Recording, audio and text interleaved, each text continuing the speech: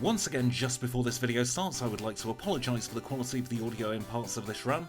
I do have replacement equipment on the way now, so hopefully it will only be a couple more runs until the audio quality is restored. In the meantime, I hope you enjoy Magneton's run. Magnemite and Magneton were the first ever Pokemon to have their types changed between generations. In Generation 1 they were pure electric type, but in Generation 2 they gained the steel type. This gave them a bunch of new resistances, but also added a few weaknesses, so will this be a blessing or will it be a curse? The electric steel type gives Magnemite and Magneton a huge bunch of resistances to Ghost, Dark, Normal, Bug, Grass, Electric, Psychic, Ice, Dragon, a 4 times resistance to Flying and a 4 times resistance to Steel, as well as an immunity to Poison. And we only have 3 weaknesses. Weaknesses to Fighting and Fire at 2 times and a 4 times weakness to Ground. That means that the only type that Magnemite is damaged normally by is Water. And just before we get into the run, if you find that you're enjoying yourself, please do click the like button. If you're new around these parts and like what you see, please do consider subscribing, and if you've got anything to say at all, leave it in the comments down below. And now, with all of that out of the way, we have received our Pokemon from the Professor, and we can take a little look at Magnemite's stats. As always, we start at level 5, we have 19 HP, we're holding a berry and our only move is Tackle. We have 10 in attack, 13 in defense, 16 in special attack, 12 in special defense, and 11 in speed. And our hidden power type is Ice. That will come into play a little bit later on, but for now the graphics are up. We have the potion from Professor Elm's aid, and we can start walking towards our first encounter. Our first encounter this time is a level 2 Hoot-Toot. Hoot-Toot is going to take a grand total of 5 hits because it keeps growling at us, and that slowed us down just a little bit before we made our way up towards Mr. Pokemon's house. Before we enter the house though, we encounter a Spinarak, and because we are almost level 6, we are going to learn a brand new move. We're going to learn Thunder Shock. That means we can utilise our special attack instead of our physical attack. And as always, I've got a question for you at this point in the video. Do you think Pokemon should add another type? And if so, what should they add? Of course, Generation 2 added the Steel and Dark types, and Generation 6 added the Fairy types. So do you think they'll add a new type in Generation 10? Let me know down below. But now that we've received the Pokédex from Professor Oak, definitely Oak and not Elm, we can take on the first rival battle. He's got a Cyndaquil this time, and we take it out in just 3 Thunder Shocks, so we took barely any damage at all. And we can start making our way back to Professor Elm's laboratory, where we talk to the policeman and tell him that the rival's name is Triple Question Mark. And with all that done, we can make our way towards Violet City, where we have our first gym leader waiting for us. It's Falconer. He's an electric type leader who will lead with Pidgey. Now Falconer on paper should be a very easy battle, because Falconer is a flying type trainer. However, he has Mud Slap, and we are 4 times weak to Mud Slap, and Mud Slap lowers your accuracy, so we had to use the berry and we got very lucky and actually hit while we were on 1 HP, so we have defeated Falconer in a time of 5 minutes and 34 seconds, and while the Furret comparison might look very, very good, Furret did do Sprout Tower. Magnemite has skipped Sprout Tower at this point in the game, but we can now move on to the Ilex Forest, where we have some HM friends to catch. We have 2 of them to catch in here. The first one we're going to get is Psyduck. Psyduck is going to help us out with Surf, Strength, Waterfall and Whirlpool, so it's just going to be a couple of tackles on it and then a Pokeball to catch it, and the second HM friend we're going to get is of course Paris. And Paris is going to be offering up its skills in the Cut, Flash, Sweet Scent and Dig departments. So they are the 2 HM friends that we're going to catch straight away. We will of course obtain some more friends a little bit later on in the run.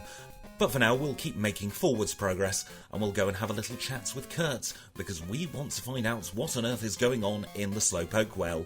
He tells us that Team Rocket is back, and we will have to take care of them once and for all. So we encounter this Rocket's grunt, and we start Thunder Shocking his coughing. His coughing really can't hit us with much at all, and we learn Sonic Boom. Sonic Boom's quite an interesting move, because it always deals 20 HP of damage, and that, along with Dragon Rage, are sort of known as Nuzlocke killers because they deal an awful lot of damage for the early game. And now that we have told Team Rocket what for, we can move on to Bugsy. Bugsy is a Bug-type leader who will lead with a Metapod. We take the Metapod down in just a couple of Thunder Shocks, and we can move on to his Kakuna. He's going to send out Kakuna second because the Scyther is parts Flying type, and that is a terrible thing for poor Bugsy, because of course Thunder Shock is super effective, so Fury Cutter deals nothing at all. We take down the Scyther and we get our second badge in a time of 13 minutes and 1 second. Let's now move on to the first tricky battle of the run. It's rival number 2.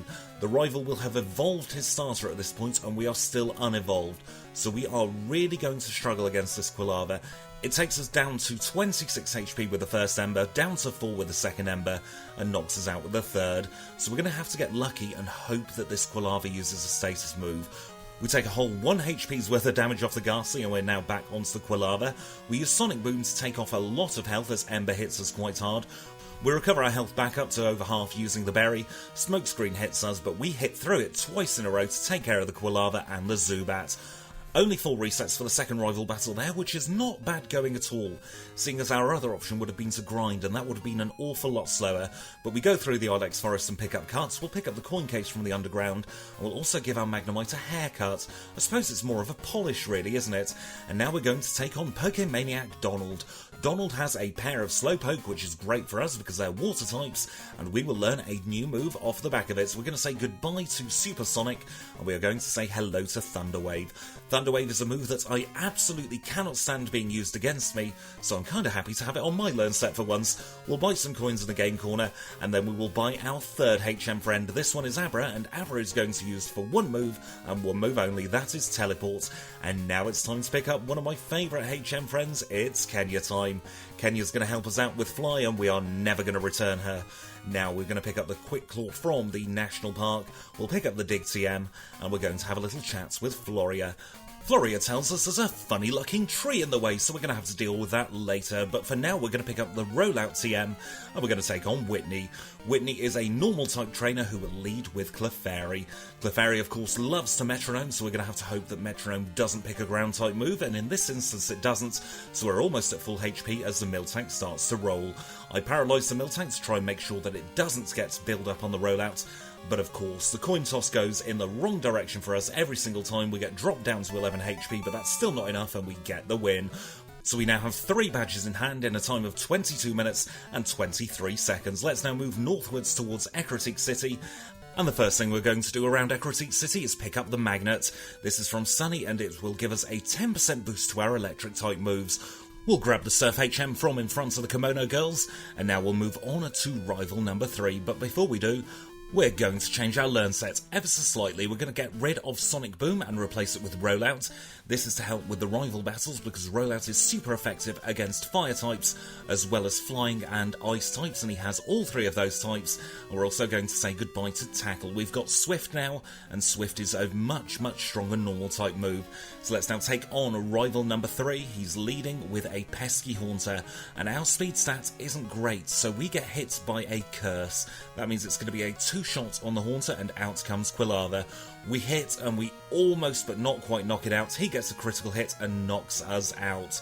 I then spent a very long time hitting my head against a brick wall, because I see that as a bad damage roll, and it took us a very long time to get a better damage roll and knock out the Quilava. Rollout takes Magnemite deep into the red, he hits us with a Sonic Boom, but we finish it off, and we just need 1 more hit from Thundershock to defeat the Zubat and finally get through rival number 3.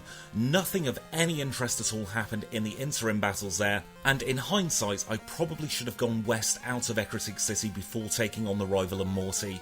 We're going to see here again, the midpoint of this game is really a struggle for Magnemite. We outspeed the Ghastly, which is a good start. Against the Haunter we paralyse and it gets fully paralysed, so we are on full health for the Gengar. I was feeling very good at this point in the battle because Hypnosis missed and we dealt roughly 1/3 of damage, and because we resist Dream Eater I thought we'd easily get through, even by being sent to sleep a couple of times. But as it turns out, our special defence isn't as good as I thought it would be. We paralyse the Gengar, but it hits us with Shadow Ball, and a lot of resets later I decide to relent and go on the grind. We start by taking our frustrations out on Beauty Valerie's Hoppip and Skiploom. We grow to level 29 in the process, and we're also going to take on Schoolboy Chad's Mr. Mime. Mr. Mime, one of those Pokemon that really does give me the creeps, so we're going to have to get rid of it in just 3 Thunder Shocks. That will get us almost but not quite to level 30. However, we will get to level 30 off Morty's first Ghastly. So we knock out the Ghastly in 1 shot, we grow to level 30 and we're up against the Haunter. We knock out the Haunter because we outspeed without the Quick Claw this time. Gengar uses Mean Lock on the first turn, Hypnosis misses on the second turn, and the Mince Berry helps on the third turn. and then it's just a case of 2 simple Thunder Shocks against the final Haunter, and we have defeated Morty. We grow to level 30 in the process, which means we evolve into a Magneton, and we can finally move out of Ecruteak City. This was a very, very tough point in the game, and it's only going to get tougher because we have Chuck next. But before we go to Chuck, we have to pick up HMO4 from the cafe in Allvine City. We're also going to have a little chat with Jasmine. She's looking after poor Amphi, and Amphi's getting on her nerves at this point, so she needs some medication. Before we pick up the medication, though, we'll pick up a rare candy for our Pokemon, and now we'll have a little chat with the medicine man on the dodgy shop. And now let's take on the gym. We're going to have a little bit of trouble in this gym, though, because, of course, it is a fighting-type gym, and one of Magnemite's new weaknesses in this generation is the fighting type. We got an unlucky critical hit against the Hitmonlee on the first try, so I decided to give it just another try, and yet again, the Hitmonlee got another critical hit. So I thought enough is enough, we're going to take on Ucine once more. Ucine is a very, very handy trainer if you're weak to fighting type moves, or just weak in general, because you can generally get an extra level and a bit off Ucine's Pokemon here. However, this Drowsy was not playing ball and sent us to sleep, so he just slowed us down and down and down. Our Magnemite decided to have a very, very long nap here, but did eventually wake up, and we knock out the Drowsy, and out comes the Haunter. We outspeed this Haunter as it uses Mean Look, and we knock it out in 2 shots, and the final Pokemon is Electrode. We're going to have to use Swift against the Electrode, because of course Electrode is an electric type, so Thunder Shock wouldn't be very good at all. So we defeat Ucine, and we are just about ready to learn Tri-Attack. So I go grinding in the water. The beauty of having an electric type Pokemon is that you can grind in the water very easily, and we take out this Tentacruel and replace Swift with Tri-Attack. Tri-Attack is probably my favourite move in the game because it is just so fun. It's a roll of the dice every single time to see if you're going to get some random status condition on the enemy's Pokemon. So we take on the Black Belt again, and this time we get through it with relatively little pain, and we can make our way towards Chuck. Chuck is a fighting type specialist with a Primeape and a Poliwrath. Primeape doesn't really hit that hard at all. Fury Swipes barely scratches the surface of our Magneton, so we knock it out in 2 shots, and out comes Poliwrath. It manages to send us to sleep though. This is a recurring issue in the midpoints of the game for a lot of runs. We get sent to sleep by Gengar, and we also get sent to sleep by Poliwrath. So I decided to reset because our Magnemite seems to have very long naps, and we'll try again. This time we OHKO the Primeape, we paralyse the Poliwrath, it uses Mind Reader instead of using Hypnosis, so it's an easy 2-shot this time, and we've defeated Chuck in a time of 47 minutes and 43 seconds. We have lost so much time on Furret between Whitney and Chuck, however we will still keep persevering. Up at the Lake of Rage we'll pick up the Rare Candy, and we'll also pick up Hidden Power. After taking a look at all of our type matchups, I determined that Ice was probably the best type for Hidden Power this run, so we'll now take out the Red Gyarados, and we'll have a little chat with the Liar with the Flyers. Nothing of great import happened at all during the Rocket segment there, so we'll move on straight towards Price. Price is an Ice-type leader, however 2 of his Pokemon are Water types, so we can Thunder Shock away the Seal. We'll use Tri-Attack against the Piloswine because Piloswine is immune to electric-type moves, however it doesn't have a single ground-type move on its learn set, so it's definitely not dangerous. And the final Pokemon is Dugong. We've got a Thunder Shock with Dugong's name on it, we take it down in just 2 shots. Thunder Shock only being 40 base power though is really starting to show here. We are struggling to OHKO Pokemon that we really should be able to if we had a better move.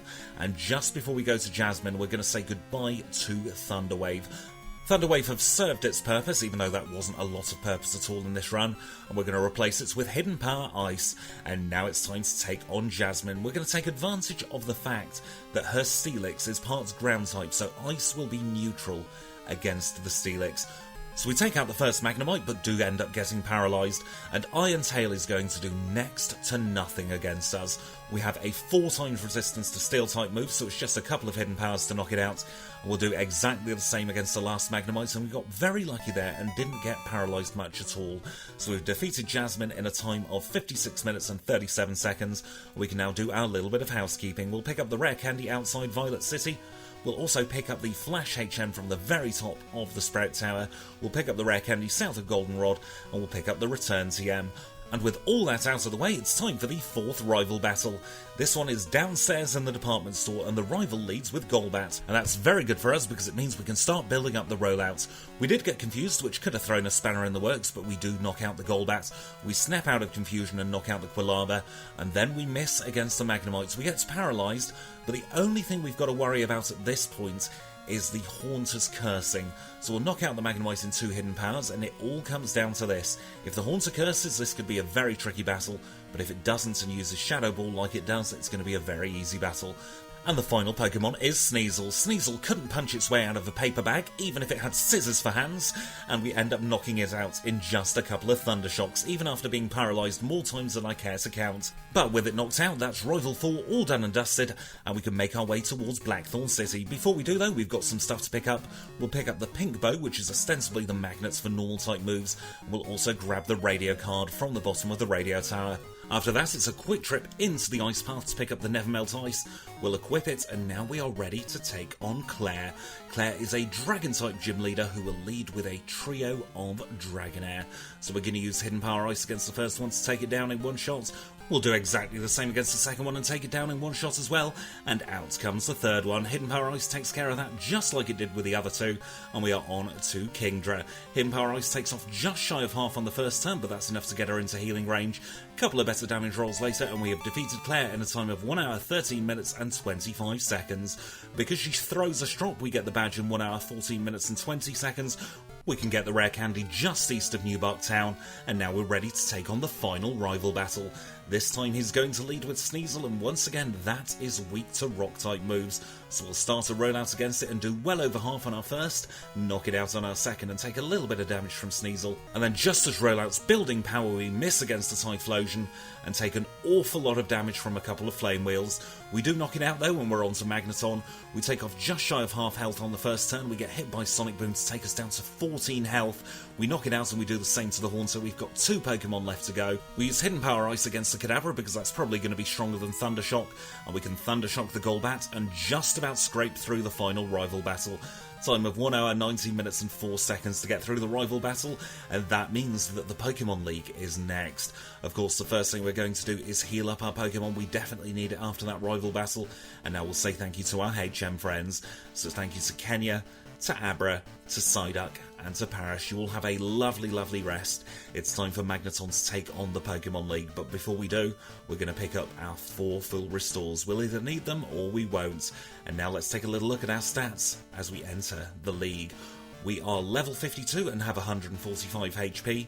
We are holding the Nevermelt Ice, and our moves are Thunder Shock, Tri-Attack, Rollout and Hidden Power Ice. 101 in attack, 135 in defense, 162 in special attack, 110 in special defense, and 111 in speed. And now it's time to enter the league, and our first league member is Will. He is a psychic type specialist who leads with Xatu, and fortunately for us, Xatu is part flying type. We use Hidden Power Ice and take care of it in one shot, and we grow to level 53 and have the option to learn Zap Cannon. We are going to reject that move as quickly as we possibly can though, because Zap Cannon is hideously inaccurate, and we'll take our frustration out on this Slowbro. A couple of Thunder Shocks later and it goes down, and we are on to Xatu number 2. A Thunder Shock takes care of that with the greatest of ease, and his final Pokemon is Jinx. We could use Rollout against Jinx and it would be super effective, but it will be just as quick to use a combination of Hidden Power and a couple of Thunder Shocks and Tri-Attacks. So we take care of Jinx. We've defeated Will in a time of 1 hour, 20 minutes and 46 seconds. Koga's next. He is a Poison type specialist, which is great for us because we have an immunity to poison types. So he baton passes his Ariados and brings out Fortress instead. Tri-Attack does next to nothing, but Thunder Shock does an awful lot more. A couple of Thunder Shocks later and we've knocked it out, and we're back onto the Ariados. We finish it off with another Thunder Shock, and he brings out Venomoth. Venomoth isn't flying type though, so even though it has wings, it takes 2 Thunder Shocks to knock it out. And we're now onto Muck. Muck is a very bulky Pokemon, so it's looking like it's going to be a 3 shots with a combination of Thunder Shock and Hidden Power. Fortunately, we hit through its evasion buffs, and the final Pokemon is Crobat. Thunder Shock deals it into the red. He uses a full restore. We use another Thunder Shock to take it even further into the red, and we hit through the evasion buffs once more, and we've defeated Koga. Time of 1 hour, 21 minutes and 41 seconds, and here comes a problem. Bruno is another fighting type specialist, and this is where having the steel type is a really, really bad thing for Magnemite. We are 4 times weak to Hitmontop's Dig, and that means we get knocked out very quickly. This was a war of attrition. We had no real way of grinding in the Elite Four without going back to the very beginning, and it turned out to be an awful lot quicker in my run testing. to just brute force my way through this battle. We get a freeze on the Hitmonchan, so we're on 33 HP as the Machamp comes out. We get yet another lucky freeze, and we are just brute forcing our way through all the fighting types. Onix is the final Pokemon. We have Hidden Power Ice for the Onix. We knock it out, and we have defeated Bruno in a very, very long time. That was a 10-minute battle in total, where I was just spamming Tri-Attack, trying to get status conditions, and I really wish I could have done something else there, but with my Learn Set, that was the only thing I could have done, because of course Magnemite's Learn Set is as deep as a puddle. Against Karen's Umbreon we got Sand Attack, so I decided to take another reset. At this point I might as well. We've not got a low amount of resets at all, and we managed to get another freeze off on the Umbreon. That means that we can knock it out and still be at full health even though we are confused. She sends out Houndoom next, and here is where I got very, very confused. We hurt ourselves in confusion, but Houndoom keeps using Roar. It doesn't try to attack us at all. She uses a max potion, we outspeed on the next turn, and we knock it out without taking any damage from Houndoom at all. The rest of the battle is incredibly trivial at this point, but I still am confused. What on earth possessed her to not attack once with Houndoom? It would have been a one-shot with Flamethrower, and she's used Flamethrower against me before, so I am incredibly confused there. I'm not going to complain, that gave us an easy victory against Karen in a time of 1 hour 32 minutes and 57 seconds, and we can move on to Lance the Liar with the Flyers. Now Gyarados could easily have been taken out with a single Thundershock. However, I wanted to get my rollout building just in case he sent out Charizard next. In this instance, he ended up sending out his Dragonites first because the rain was falling, but I wanted that little bit of safety. We get rid of 2 of the Dragonites, and out comes the third one. The rain stops, as does our rollout, so we use a Hidden Power against the Dragonite, and we're on 115 HP going up to 117 as the Charizard comes out. I use Thundershock to take it deep into the red, Flamethrower hits and takes us to 20. We knock it out with another Thundershock, and that just leaves Aerodactyl. We use Thundershock on the first turn to knock it out straight away, and we've defeated Lance in a time of 1 hour 33 minutes and 59 seconds, and our final league time is 1 hour 34 minutes and 16 seconds. And Kanto is next. And we rejoin, as always, just outside our house in New Town when Professor Elm has got some stuff for us. The first thing he's going to give us is the SS ticket. That will let us get on the SS Aqua and travel to Kanto proper. And the second thing is the Master Ball. That will let us catch our final friend of the run, Snorlax, a little bit later on. But now it's time to say welcome back to our HM friends. We say welcome back to Kenya, Abra, Cider, and Paris. They had a lovely little rest at the Costed LPC box. And now it's time to spend all of our money. We are finally getting rid of Thundershock. Thundershock has been a really, really bad move for about 2/3 of the game because of how low base power it is, and we are going to replace it with Thunderbolt. Thunderbolt is a much more powerful 95 base power move, although we do halve our PP, but at this point we have access to many, many Pokemon Centres, so that shouldn't be an issue. We'll pick up the rare candies in the Whirl Islands and in Mount Mortar, and then the first thing we do in Kanto is the last thing we do in Johto. We have another rare candy to pick up, this time from the chairman of the Pokemon Fan Club. After that, it's a quick trip into Celadon City, and we can take on Erica. She is a Grass-type specialist who will lead with a Tangler. We still have Hidden Power Ice on our Learn set, so it's a one-shot on the Tangler to take it down. It's going to be exactly the same for the Victory Bell, another one-shot with Hidden Power Ice. After that, she sends out Blossom, but Blossom doesn't have an answer for us either because we outspeed it, and her final Pokemon is Jumpluff, and poor Jumpluff is 4 times weak to Ice, so we take care of that in a very, very quick Hidden Power Ice, and we get the Rainbow Badge in a time of 1 hour 39 minutes and 59 seconds. Let's move on to Misty, and we have a great type advantage against her, and we now have Thunderbolt as well. So we're going to move Thunderbolt back up to the top of the Learn set and take care of the Golduck. Out comes Quagsire, and we're going to have to use Hidden Power Ice against the Quagsire. Once again, it just uses Amnesia, and that means we can get through it with the greatest of ease. Starmie's next, we use Thunderbolt against that to take it out in one shot, and the big test is Lapras. Just one shot with Thunderbolt is all we took to knock it out. That is a remarkable feat for any Pokemon one-shotting her Lapras. Let's now move on to Sabrina, the Psychic-type leader. She leads with a pesky Espeon who loves to use Sand Attack, so we'll get rid of it straight away. And we're on to Mr. Mime. Mr. Mime goes down in a single Thunderbolt as well, and her final Pokemon is Alakazam. We use Thunderbolt against the Alakazam to one-shot it, and that was a very, very easy Sabrina battle. Time of 1 hour 44 minutes and 58 seconds. Let's now move on to Lieutenant Surge, who will lead with a Raichu. Just like us, he's an Electric-type specialist. However, we do have a more diverse learn sets than most of his Pokemon, so we'll try attack away the Raichu.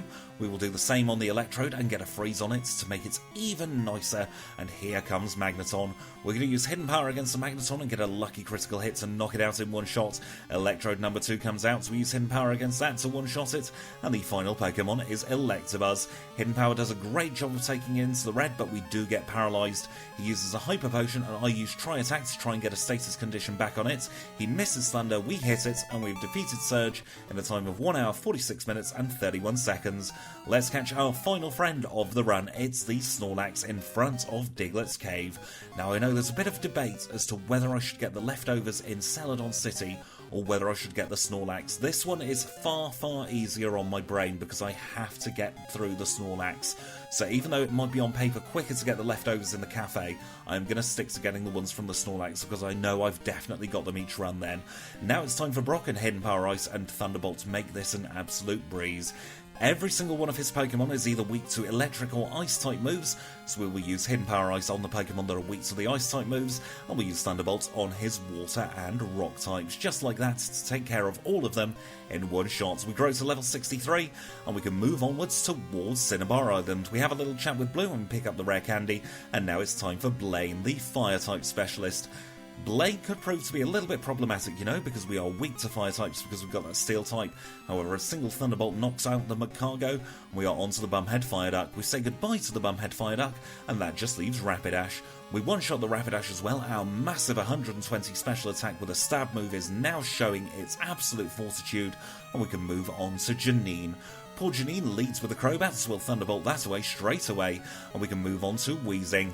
Weezing puts up no resistance at all because it's level 36 and we are level 63, so we have a huge level advantage, 27 levels in fact. Ariados can't put up any resistance either, and that just leaves Venomoth.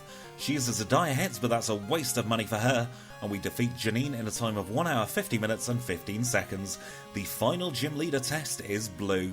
He is a mixed type leader and will lead with Pidgeot, which is great for us, because that means we can just get rid of it with a single super effective Thunderbolt. We grow to level 64 as the Exeggutor comes out, and we have Hidden Power Ice just for these pesky grass types at this point. We knock it out and we're on to Arcanine. Arcanine could be a bit of a problem, so I use Thunderbolt against it to take it deep into the red. Flamethrower deals massive damage and he full restores. We use another Thunderbolt to take it deep into the red and he wastes his second full restore. It's a foregone conclusion against the Arcanine at this point, and it's another 2 Thunderbolts to knock it out. Alakazam comes out. We defeated Sabrina's Alakazam in one shot, and we did exactly the same on Blue's. We have Hidden Power Ice for the Rhydon, and our huge special attack makes it a one-shot, and his final Pokemon is Gyarados. We go a little bit overkill and use a Thunderbolt. It's 4 times effective, and we get a critical hit, so we rub the salt in the wound, and we get the Earth Badge. Time of 1 hour, 51 minutes and 34 seconds. The only challenge remaining is Red, so we'll have a little chat with Professor Oak to open up Mount Silver. He'll whinge about our Pokédex, and now we can make our way there while picking up the rare candy en route. So we shall teleport back to Mount Silver, take a deep breath, and we will try as always with our current level and our current learn set, and then we'll see what we need to chop and change. It's Red time, the final battle, and he will lead with Pikachu. Pikachu uses Charm, but we are going to be mostly a special attacker here. He uses Thunder and gets critical hit to knock off almost half of our health as we knock it out. We are on to the pesky Espeon. Psychic deals an awful lot of damage and gets a special defense drop, and we get knocked out on the second turn. That was a bit of a false start, so we'll try again with our current learn set and our current level. He got very, very lucky there with the Spadef drop and the critical hit. We paralyse the Pikachu and we take it out, so we're on full health for the Espeon. We use Thunderbolt against the Espeon as it uses Reflect. Now our physical attack is really useless. We knock the Espeon out in 2 shots and we are on to Venusaur. We've got Hidden Power Ice for Venusaur, so we'll use it and take off just shy of half health as he sets up the sun. Our next Hidden Power doesn't knock it out, and that means we take a lot of damage from Solar Beam, and we're only on 58 HP as the Snorlax comes out. I think our only chance to get through it is to try and paralyse it. I use Thunderbolt, take off quite a lot of health, but Body Slam paralyses us. There's no point in even trying because we will be slower than the Snorlax and a Body Slam will knock us out, so we'll grow up a few levels. We're going to try again at level 68, but just for now we are going to keep our current learn set. I think we've got a pretty good learn set and good type coverage at the moment. We definitely have something that will be neutral against all of Red's Pokemon. We're going to use Hidden Power against Pikachu to knock it out in 2 shots. So we're on full health for the Espeon, it uses Reflect and we use Thunderbolt to take it into the yellow. Psychic deals 50 damage against us and we knock it out with a second Thunderbolt. And we're once again back onto the Venusaur. Hidden Power still doesn't take it into the yellow, however we get a much better damage roll on the second turn and we knock it out in 2 without taking any damage. I use Tri-Attack against the Snorlax to try and get a lucky freeze, and in this instance it actually happens. So I then start Tri-Attacking once more, but he gets defrosted, which was incredibly annoying. Body Slam then paralyses us, and I think it's time to level up even more. So we are now at level 71 and we are holding the leftovers. Pikachu comes out, we Tri-Attack it to take it into the yellow as Thunder misses, we Tri-Attack it again to knock it out, and we are on full health for the Espeon. It uses Psychic to deal a little bit of damage to us, we use Thunderbolt and paralyse it. That means we are going to get 2 turns of free recovery, and that means we're almost at full health for the Venusaur. My plan against the Venusaur was to try and get either a paralysis or a freeze off on it, so that I could start building up rollouts, which is why I used Tri-Attack on the first turn. But it didn't quite work out this way. I decided to give Rollout a try just in case, just to see how much damage it would do against the Snorlax, because at this point we are on very low HP, we will outspeed the Snorlax, we recover with the leftovers, we hit with a Rollout, and we do manage to one-shot. That is really, really good information to have. Unfortunately though, our Rollout has ended by the time we get to Charizard. It outspeeds us and knocks us out with a single Flamethrower. We're going to use the rest of our rare candies and grow to level 75 to see if that extra health will be just the ticket we need to get through the Snorlax and through the Charizard. So we paralyse the Pikachu on the first turn. He uses a full restore, so he's going to be wasting a little bit of time doing the Hokey Cokey with the full restores. We do eventually get through it though after 4 Thunderbolts. Espeon uses Reflects this time, so we're only going to take 1 turn of psychic damage. And now we're back onto the Venusaur. Of course, Reflect is up, so it's not going to be a good idea to use a physical move straight away. So we use Hidden Power to take off over half health. And now I think is the time to start building up the rollout again. We are going to take some damage from Solar Beam here and there. However, he does use Synthesis as well in the sun, and we can use that to our advantage. So we are well in the green as the Snorlax comes out. And I was feeling incredibly confident at this point until Rollout missed. We would have been almost at full health for the Charizard, but instead we're back to building up the rollout because Amnesia will mean our special attacks are doing next to nothing at all. We miss another rollout, he hits us with Body Slam and I decide to reset at this point. And I am finally going to replace Tri-Attack with Return. As fun as Tri-Attack is, we have not been getting the status conditions we need from it lately. So we're going to start off with a couple of Thunderbolts against the Pikachu. In hindsight, I really should have just used Return. Even though we have a very low physical attack, we could probably have one-shot it an awful lot quicker. But we do eventually get rid of the Pikachu, and we're back onto the Espeon. Espeon uses Psychic and deals very little damage at all, as Thunderbolt does a lot of damage back. We take it out in 2 shots, and we're back onto the Venusaur. We're going to use the same strategy as before, and use Hidden Power on the first turn to take it into the yellow, and then we are going to start the rollout again. We've got a very, very unfortunate miss on the last try, so hopefully it won't happen again this try. We are deep into the yellow though as we knock it out, and that means that Snorlax could be a little bit trickier than I hoped. We're only on the 4th turn of rollout this time, and that means we don't OHKO, and that also means that Snorlax goes to sleep as our second rollout misses. That was incredibly frustrating at the time, but in hindsight it could have been a blessing in disguise, because Snore doesn't hit us very hard at all, so it's ostensibly a free build-up of rollout. Body Slam doesn't paralyse us, and that means we can knock out the Snorlax on our 4th turn of rollout. We have a massively built up rollout for the Charizard. It's 4 times weak, we knock it out, and that just leaves Blastoise. Blastoise is weak to electric type moves, so we use a Thunderbolt, we knock it out in 1 shot, and we have defeated Red and grown to level 76 in a time of 2 hours, 3 minutes and 10 seconds. That was an incredibly tricky run because we had such a bad learn set, and in the end we finished in 18th place, and that does mean that Paul McCargo is now all the way down in 26th place. At the other end of the leaderboard there is no change. Forest is still in 1st place, in 2nd place we have Girafarig, and in 3rd place we have Miltank. And with that, we are done. So I'm going to say thank you all so much for watching. I hope you've enjoyed this video. If you have, please do consider leaving a like. If you've got anything at all to say, leave it in the comments. I now have a Patreon at patreon.com/trainersquidgy. And if you've really enjoyed yourself, please do consider subscribing. Until next time though, I will say thank you all so much for watching, and I'll see you all very, very soon.